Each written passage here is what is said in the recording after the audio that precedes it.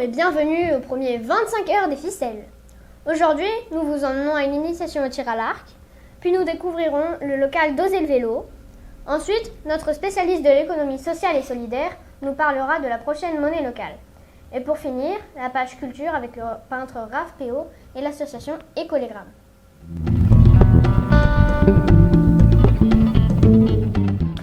Ce mardi, les archers bergaliens ont accueilli des participants pour une activité tir à l'arc dans le cadre de l'opération Sportez-vous bien. Reportage de Iris, Roman, Ilyes, Milan et Ambre. L'opération Sportez-vous bien, organisée par la mairie de Bourgoin-Jallieu, a lieu tout l'été.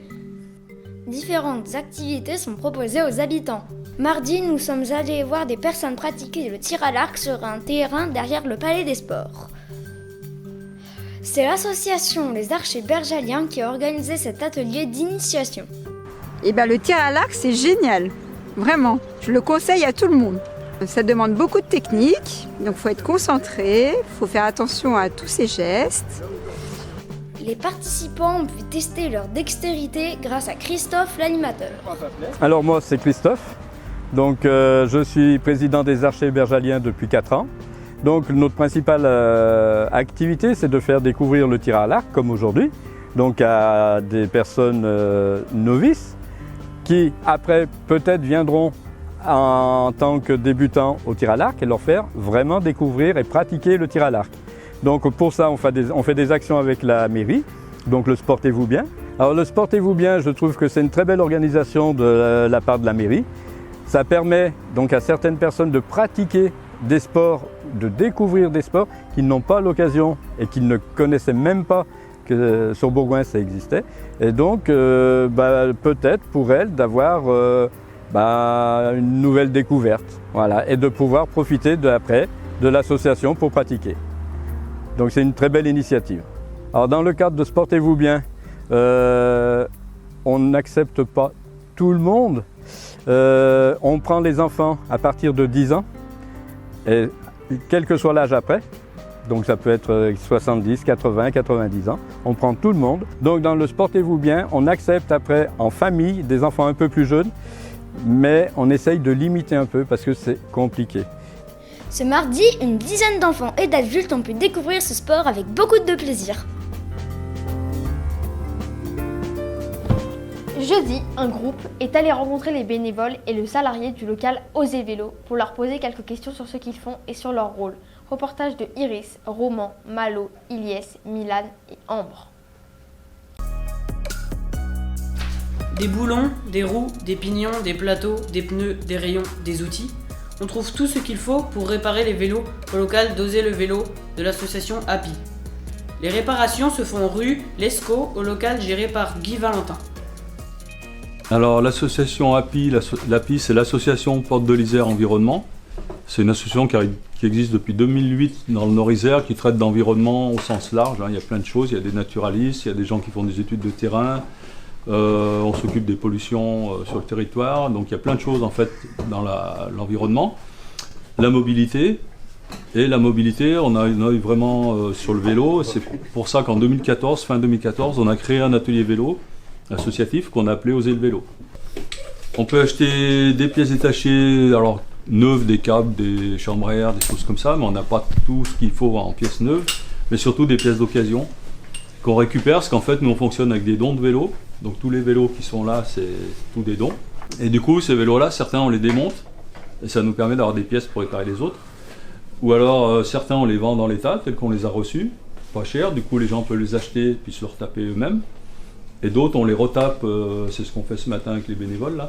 On retape des vélos qui sont prêts à rouler, et du coup les adhérents peuvent les acheter et puis partir avec directement.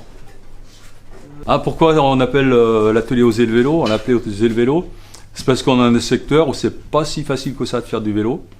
Parce qu'il y a des grands axes avec beaucoup de circulation, des poids lourds, on a la zone de chaîne, c'est pas si simple que ça de partout. Et du coup, l'idée c'était vraiment de créer quelque chose pour inciter les gens à faire du vélo. Oser le vélo propose aussi une école pour s'initier. Pour adhérer et pouvoir acheter des vélos, seuls 25 ou 15 € pour ceux qui ont moins de moyens suffisent. Cela permet le bon fonctionnement du local de réparation. Bonjour, je me prénomme Gilles, je suis adhérent à Oser le vélo depuis plus de 3 ans.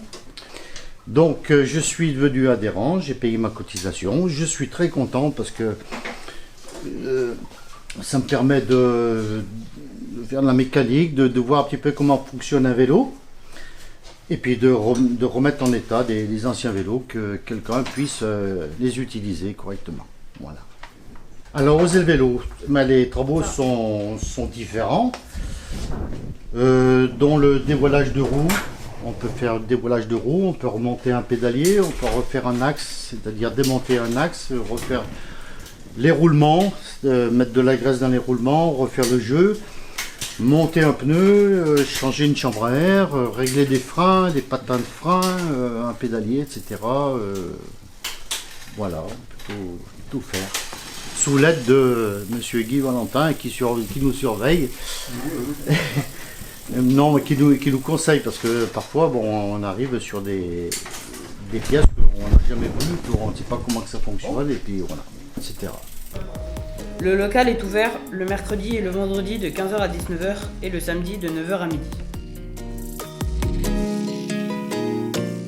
Et maintenant, nous accueillons Malo, notre spécialiste de l'économie sociale et solidaire. Il reçoit aujourd'hui Robert Pili et Sandrine Mailleux qui nous parlent de la future monnaie locale. À vous, Malo.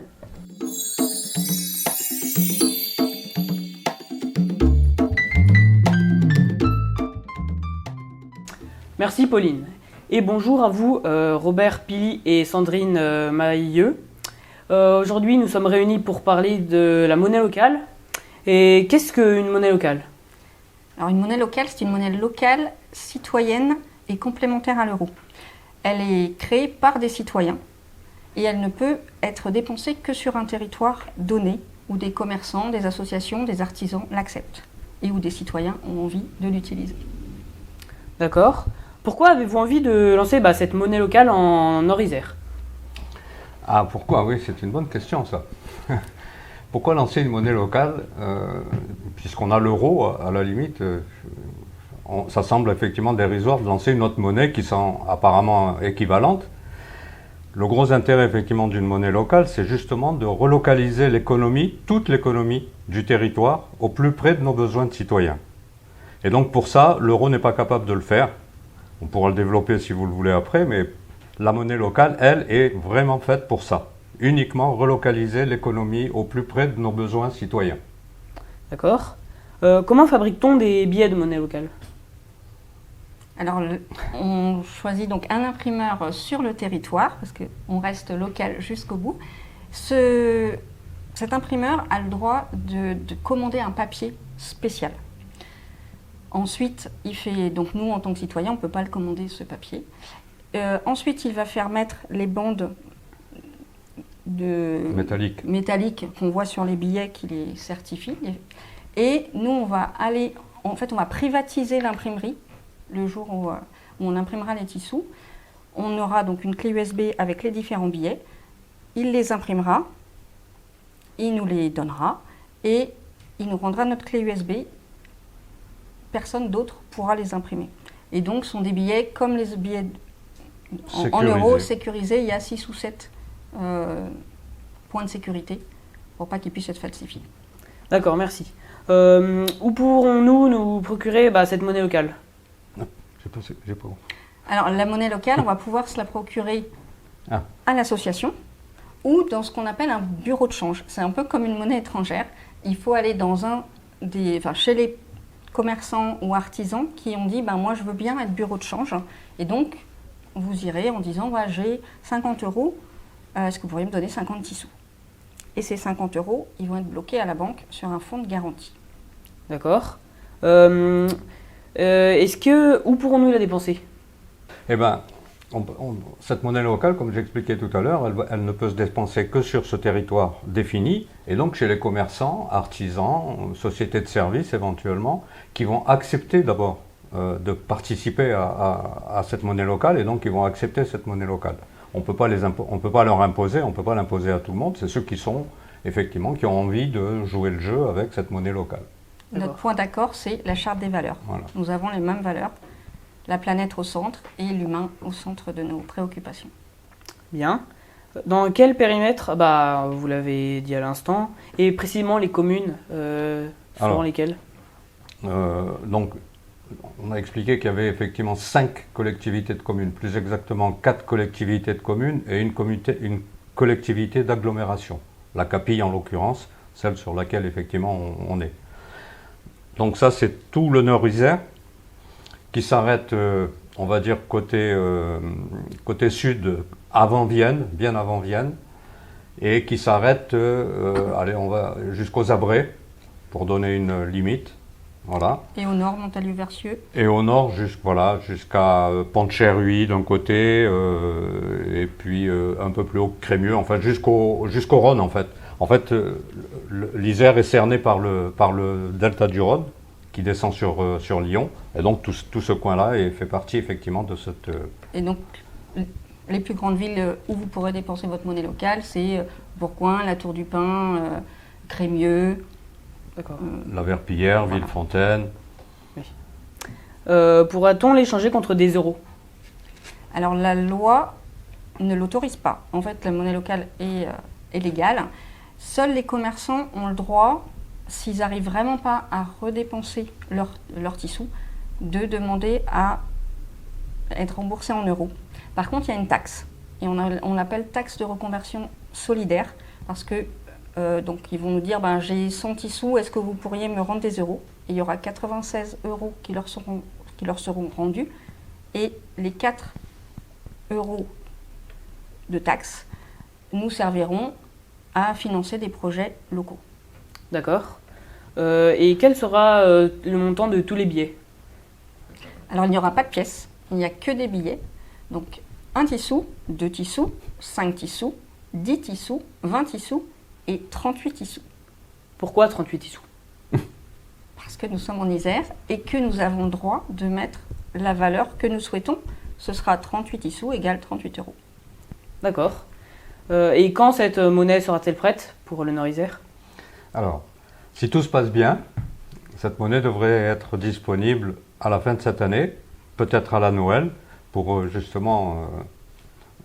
avoir un volume d'affaires intéressant pour pouvoir effectivement la sortir un peu plus rapidement.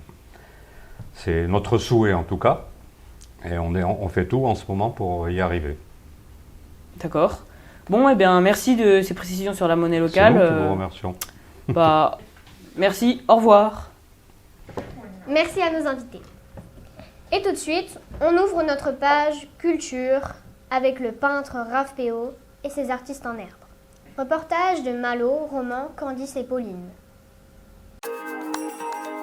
Depuis le 4 juillet, il y a du nouveau au square de Launay à Bourgoin-Jallieu. Une fresque murale a été réalisée par l'artiste bergalien Raph Péot avec les élèves de ses cours de dessin. Il nous explique le projet en détail. Nous avons réalisé cette fresque avec l'école de peinture L'Artelier qui est dans ce quartier, le quartier de Charges. Nous sommes sous le passage souterrain du square de Launay. C'était un passage souterrain qui était tagué, où il y avait beaucoup de graffitis, mais pas de beaux graffitis. Il y avait beaucoup de dégradation. Donc j'ai proposé à la mairie de Bourgoin de pouvoir réembellir ce passage souterrain avec mes élèves de l'école de dessin pour leur proposer un stage de fresque sur cet été du mois de juillet. Cette fresque fait référence au personnage principal du célèbre roman de Miguel de Cervantes, Don Quichotte. Donc nous avons choisi comme sujet de la fresque Don Quichotte, parce que Don Quichotte se battait contre des moulins et beaucoup de gens pensent que les fraises vont être réabîmées tout de suite. Et moi je suis un peu comme Don Quichotte, je pense que si on n'essaye pas, on n'arrive à rien. Donc là, on a proposé une très belle fresque aux passants de ce lieu, voilà, de ce passage souterrain. Et on espère qu'ainsi ça donnera envie à tout le monde de la respecter. Les élèves sont très impliqués dans ce travail, pour la fierté de Raph Péot. Pour réaliser la fresque, ils ont utilisé de la peinture acrylique et des bombes de peinture. La réalisation de cette fresque a duré 4 jours sous les intempéries. Donc ça nous a empêché de finir la fresque comme je l'aurais aimé. Et peut-être reviendrons-nous finir cette fresque sur une autre période avec mes élèves si la mairie nous le permet. Vous, madame qui passez, que pensez-vous de cette fresque? Je la trouve très jolie, vraiment. On s'est arrêté tout à l'heure, on a un petit peu observé tous les dessins et ça nous a bien plu, hein chérie? Et je ne suis pas d'ici, mais par contre, je suis passée 2 ou 3 fois et là, je la découvre. Hein. Je n'avais pas vraiment fait attention avant et ça fait un petit moment que je ne suis pas venue. Mais vraiment, c'est très sympa. Pour finir, nous vous présentons Écolégramme, une association qui récupère et valorise des matières. Reportage de Alicia, Pauline, Candice et Malo. Connaissez-vous l'association Écolégramme à Bourgoin-Jallieu? Elle possède un local près du parc des Lilates au 11 passage d'Olbeau. On y trouve toutes sortes de matériaux récupérés dans des usines de la région Rhône-Alpes. Ils sont vendus aux adhérents. On écoute les explications de la présidente Isabelle Bourbon. Alors c'est une association qui a été créée en 1993, donc ça fait déjà 28 ans. La fondatrice s'appelle Liliane Fiorio et donc elle avait, ses enfants étaient en école maternelle et les institutrices avaient besoin de matière et donc ne voulaient pas acheter les matières dans des commerces. Donc elle a eu l'idée de démarcher des industriels pour récupérer des matières et donc de les mettre à disposition de l'institutrice pour que l'institutrice puisse faire des créations avec les enfants. Il y a plusieurs étagères de différentes matières comme le bois, la mousse, le tissu, le métal et le papier carton qui servent aux adhérents. On vient déjà depuis plusieurs années, on est adhérents depuis à peu près une dizaine d'années environ. Dès qu'on peut, cette année ça a été un peu compliqué, il n'a pas été souvent ouvert, mais sinon c'est avec plaisir qu'on vient ici. Et puis on est toujours très bien accueillis, on a même droit souvent à un petit café. Nous habitons Roibon et nous venons à Écolégramme quand nous regroupons toutes nos courses en fait, donc sur Bourgoin pour des raisons écologiques bien sûr, et surtout parce qu'on ne trouve pas Écolégramme à Roibon et autour de Roibon.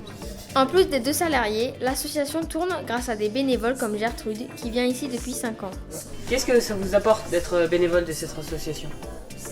Premièrement, un grand plaisir, la connaissance de beaucoup de monde et le plaisir d'aider à gérer, à mettre tout en place quand les objets arrivent, quand il y a trop de cartons et tout.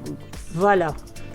J'aime aider, et je suis heureuse d'être là aussi, hein, parce que ça me permet de libérer la maison, d'être indépendante et de vivre.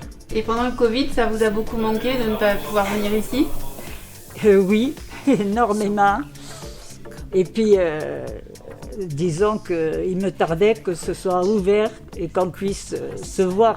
Il n'y a pas d'atelier cet été, mais l'association souhaite en organiser à la rentrée pour rattraper les longs mois de fermeture liés au Covid.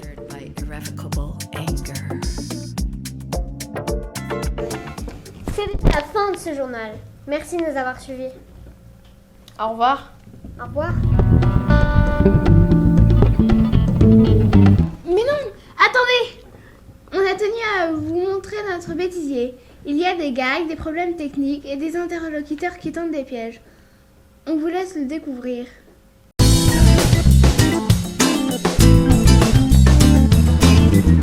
Mince, je suis en train de filmer. C'est horrible. Ça marche pas. Julien, on a un problème. Le casque. Bon, du coup je le refais. Ouais, on va refaire. Tout, on recommence du début. Ah mais je transpire de la cuisse. Non mais rigole pas. Dis bonjour à la caméra. Bonjour. Ah super.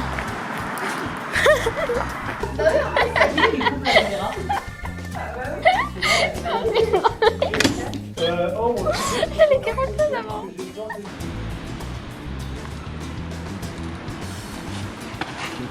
Reportage de Romain, Ilyes, Milan, Ambre et Anaïs. C'est Marseille bébé. Tout. Mais non mais... Ah, l'autre y est. Mais non, mais c'est pour faire genre.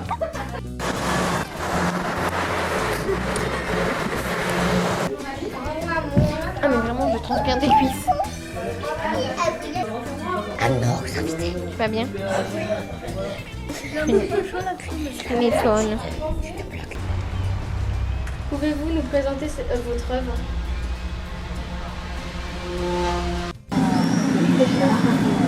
Bonjour. Bonjour, je passe pas devant l'objectif. Bonjour. Vous filmez? Oui. MDR, c'est qui lui?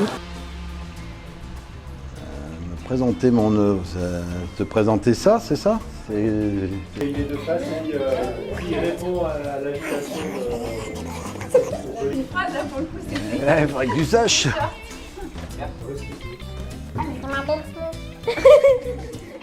Non mais c'est bon là. Nous ne sommes pas dans les Disney. De quoi? Moi je crois. Vous verrez, c'est la surprise du chef. Du chef? Du chef. Ok, on va arrêter ça. Pourquoi avez-vous fait cette fresque? Je t'ai énervé là, un peu. Alors, nous avons... attends, c'est... Recommence. Repose-moi. Mais sans... Coucou. Tu peux te concentrer, c'est à toi de parler. Je sais, c'est juste pour me concentrer quoi. Ah, attends. Mais comme tu me disais tout à l'heure qu'il y avait le micro, peut-être qu'elle a entendu. Hein.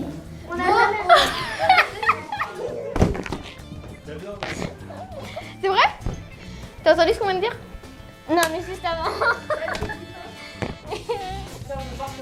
Pour finir, nous vous présentons Écolégramme, une association qui récupère et valorise des matières. Après, c'est pas marqué. En fait, tu devrais recommencer parce que au début, j'ai fait comme ça. Puis en fait, non, mais en fait, je voyais rien. Ça m'a ébloui la lumière. Attention, il faut respecter les médiums. Non, rien.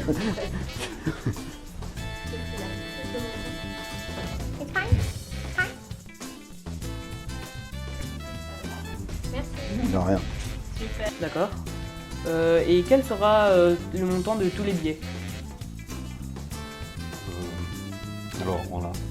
Alors, dès que la monnaie sera disponible, il y aura effectivement les billets de 1 euro. Je recommence la bêtise. Et il faut dire qu'il n'y a pas de pièces voilà. aussi. Il n'y a pas de pièces, oui. J'y arriverai pas. Hein. Faut que tu dises d'abord qu'il n'y a pas de pièces. Ouais. Au revoir, c'était la fin de ce journal. Merci d'avoir suivi. Et tout de suite, la pub. On voit ses cheveux.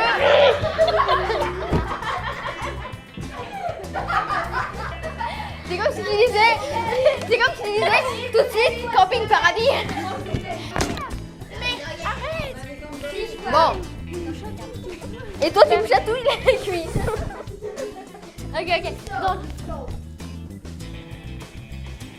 Action. Ah, on refait. Je crois qu'on disait un peu à rassembler nos affaires, moi.